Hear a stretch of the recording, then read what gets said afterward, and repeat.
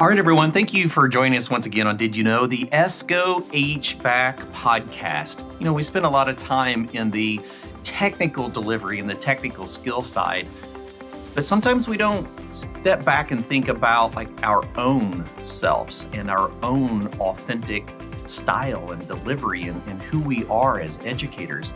So today we're blessed to spend some time with Christyn Mueller. How you doing today? Great. How are you? I'm doing wonderful. We started having a conversation about like delivering your authentic self and even just understanding your authentic self. And I know like for myself, when I came out of the field and started teaching, I was a nervous wreck. I was like, who am I supposed to be? What am I supposed to look like? How am I supposed to dress? And it took a little while for me to find out that it was really about delivering what I was hired to do, be myself and understand that. But that's not always the easiest thing to understand. And so I know you did a class at our conference and it was incredibly well received. And so I thought maybe we could like regroup on that and dive a little bit deeper into like our authentic self. I would love that. I would love that, Clifton. So the thought comes to mind as well as I'm facilitating often and I walk into a classroom and I'm thinking, who should I be today?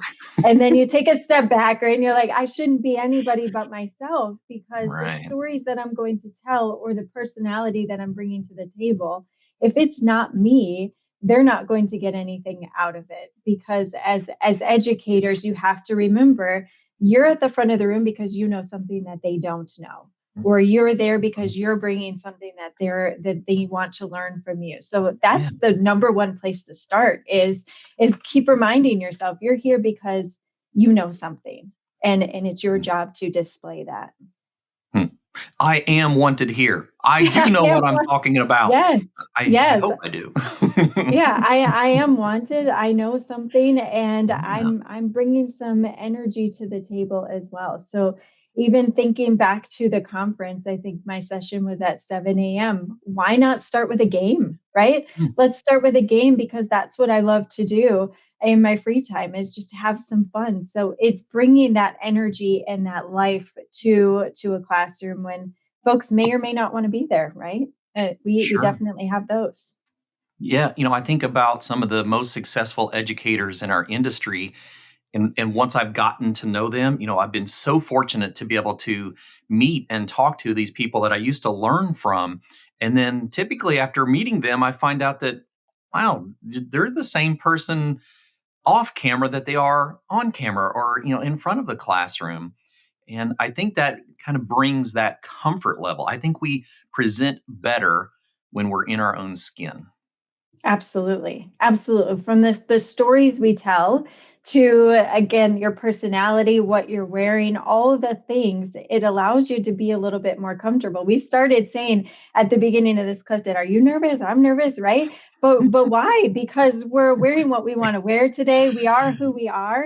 And Yeah. I will never apologize for that. Even thinking about internal presentations, reviewing them ahead of time. But should you say that? Should you not?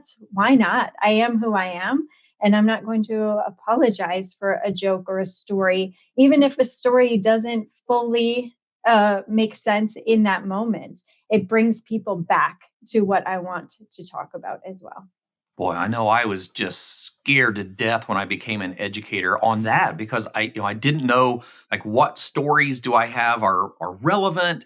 What stories are they going to be received well because I don't know the audience. And sometimes I go through classes and not share some of my best content because maybe I just wasn't like comfortable in my own skin at the minute. And Mhm. later in life, I realized that that's really not a great perspective to have in front of a classroom. Exactly. Exactly. I think for the first several years in my career, nobody knew I had children. Yeah. They had no idea I did because I was under the impression I leave my work or my home life at home, right? And my work life at work. And then I thought, you know what? No, because some things that are happening at home, some of the funny stories that happen, or some of the life lessons that I'm learning in my house are really applicable at work as well. So why not let them in to your authentic self? I think I am better engaged Hmm. as an educator when I am 100% myself. Wow. Okay, we're letting the curtains down. I'm gonna open some vulnerability here. You sparked something, especially about children. So one of the things that I have always struggled with in my professional career is that I've been divorced twice. And when I bring that up in class, people are like, "Well, do you just suck at relations?" I was like, "Well, that's a piece of it. I've had to learn a lot along the way." But as a technician, I typically worked when I was on overtime, when I was on call, I would work 70, 80 hours in a week, and I missed a lot of home life. And, that for a long time, it was, I was very embarrassed of that Mhm. my work had such a detrimental consequence in my personal life. Even though I was excelling professionally, I struggled personally because of that.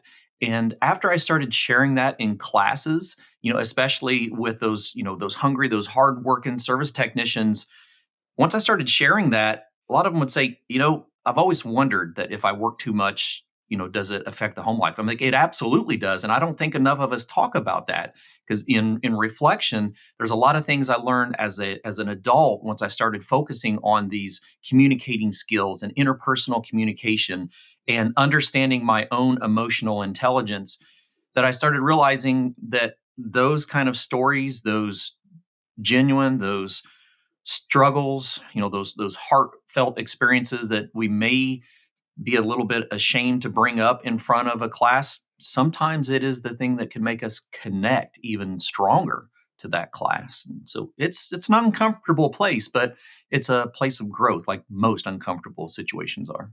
Yeah, if you're not uncomfortable, you're not growing. Exactly, well Yeah. said, right? And I think again, those lessons learned make you a better employee, they make you a better educator, and they make you a better leader over Right. time. And we're all leaders in our own right. So it allows us to take those situations and share that vulnerable situation, become transparent. It allows you to be a little bit more approachable as well. So I said, you're at that classroom, in front of the classroom, because you know something that potentially they don't know, but you also have to take the wall down and be that approachable person that we all want to be. And sometimes it's sharing those scary stories, or saying, "Hey, I really messed up today. Here's what happened."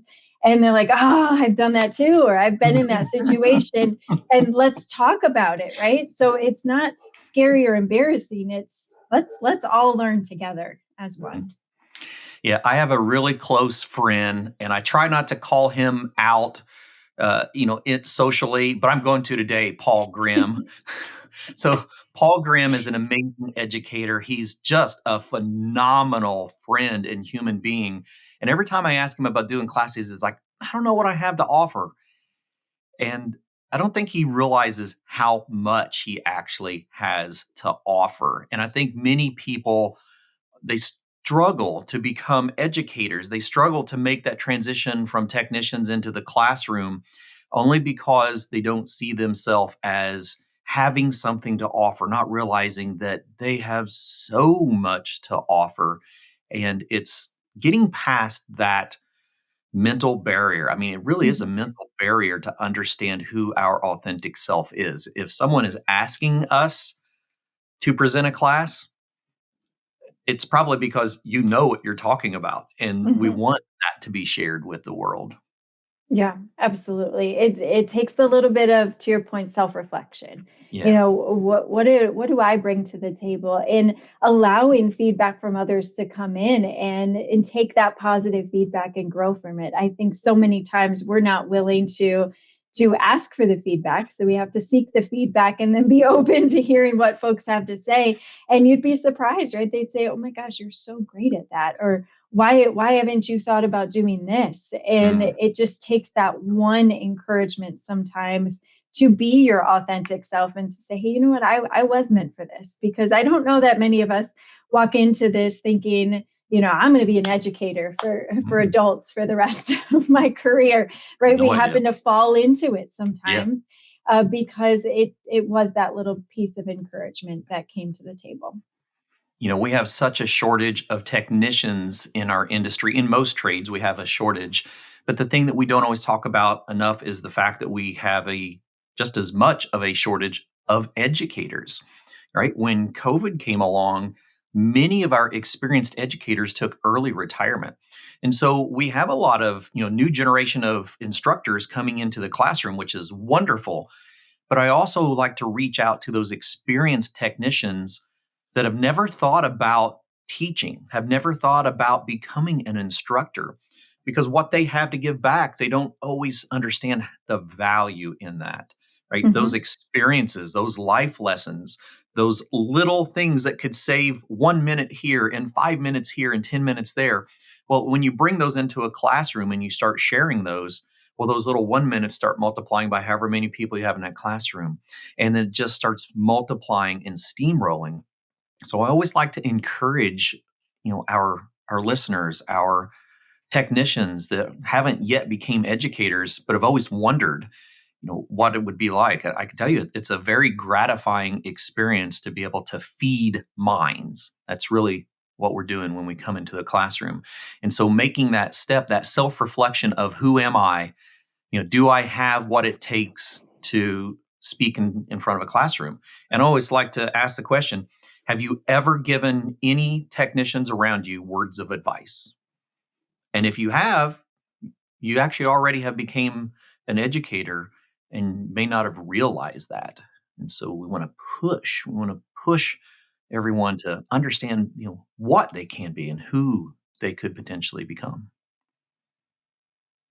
Yeah. Absolutely. It's those things that the book can't teach you. It's you can Hmm. sit in a classroom all day long, but it's the stories that people are going to walk away with. And I was saying before, and you were mentioning it too, but feedback. I keep feedback from every class, every presentation I ever give, and I keep it in a folder. When I'm having a day, Clifton, Oh, when I'm having that day, I go back to that and and review say, you them? know what, I am good at this. Ah, This is what yeah. I meant to do. So some of those things, and we're mentioning stories and what impact you can give somebody. A piece of feedback I read this morning was some of the stories and lessons that we talked about in the classroom will live on for years. Mm, So we'll take these with us in our job and take on to our team as well. So I think that's the powerful piece of being an educator is it's not always what's on the slide. What's on the slide is great, but right. it's what you are bringing to the table within your authentic self that makes the biggest difference. I hadn't really thought about that from that self-reflection aspect. When we were coming out of the conference, in the Feed Loop app, the new app that we've been using for the conference, there's a section for feedback for the classrooms.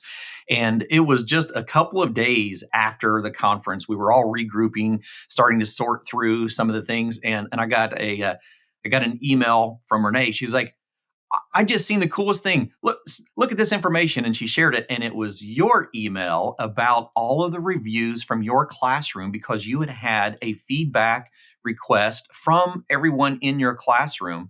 And now it completely makes sense. Like that could be a strong motivator for why am I good at what I'm doing?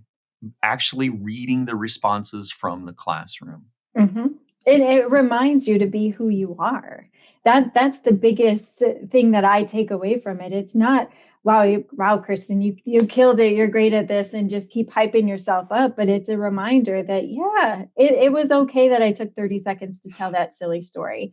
It's okay that we took the first 5 minutes to play a game.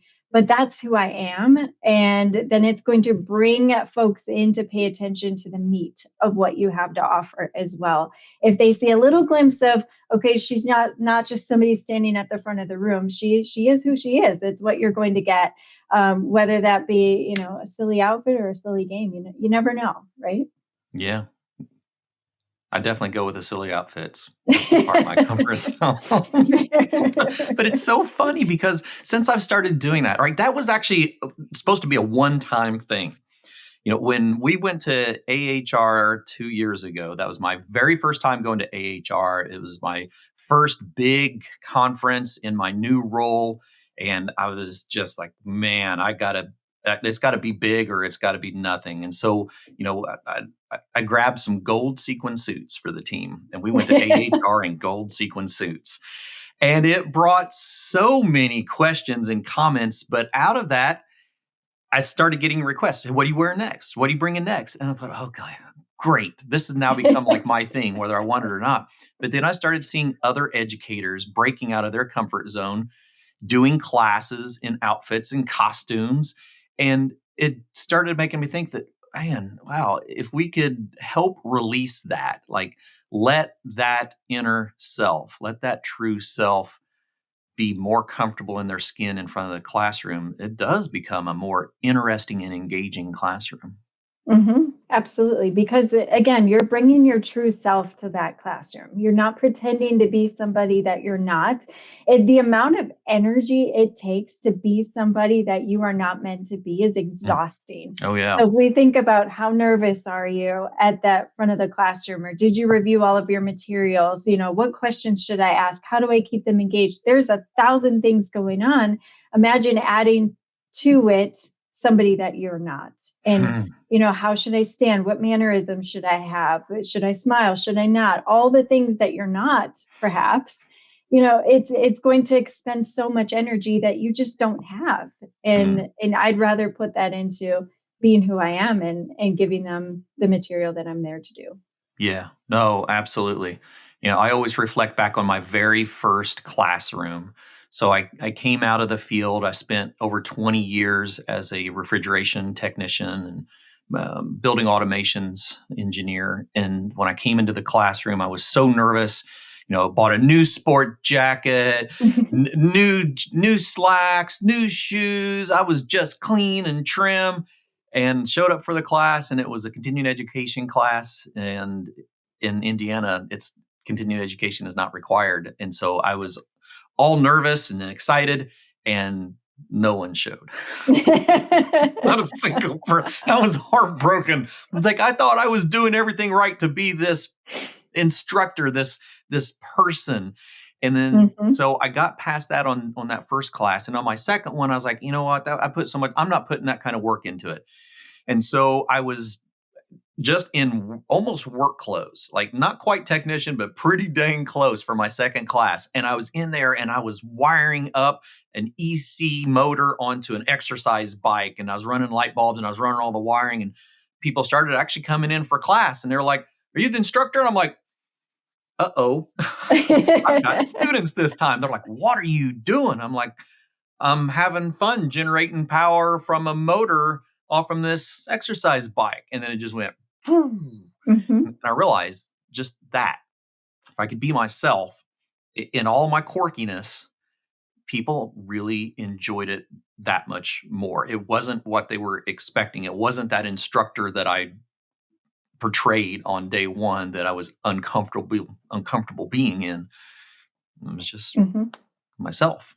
Yeah. I mean, one of the biggest things, it's silly, but one of the biggest things we talk about presenting or being an educator is wear something that you're comfortable wearing.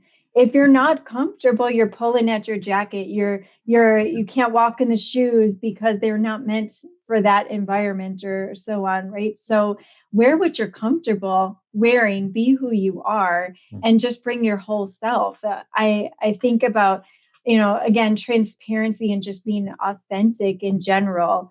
So one of my team members said this morning, I said, "Wow, that was a silly story. I don't know why we went there in your one-on-one today." And she goes, "But that's okay because you're approachable, right? You're approachable." Mm. And I was nervous for a conversation today. So it brought the wall down, right? It brings the walls down and just allows you to be that approachable educator that you want to be. Hmm. Love it. So, moral of the story, bring your authentic self and be proud of it. Yeah, be proud. Be proud. Don't apologize for who you are. Again, you're there because you know something that they don't know, and you're there to share yourself with them as well, not just the content, but your stories, your experiences, and everything that you're bringing to the table. Whether it's a sequin suit or not, Clifton, I'm not sure, but but if that's the shtick, bring it because I Just love bring it. it. Just bring it. That might be the name of this podcast now that I think about it. Just bring it. Just bring it. Yep, I love it. I do too. Christyn Mueller, thank you so much for joining us. How can our audience learn more about you and what you're doing in our industry?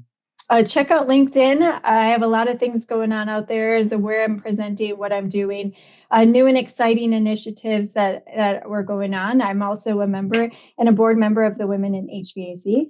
organization. Yay. So please join that as well if you have the opportunity.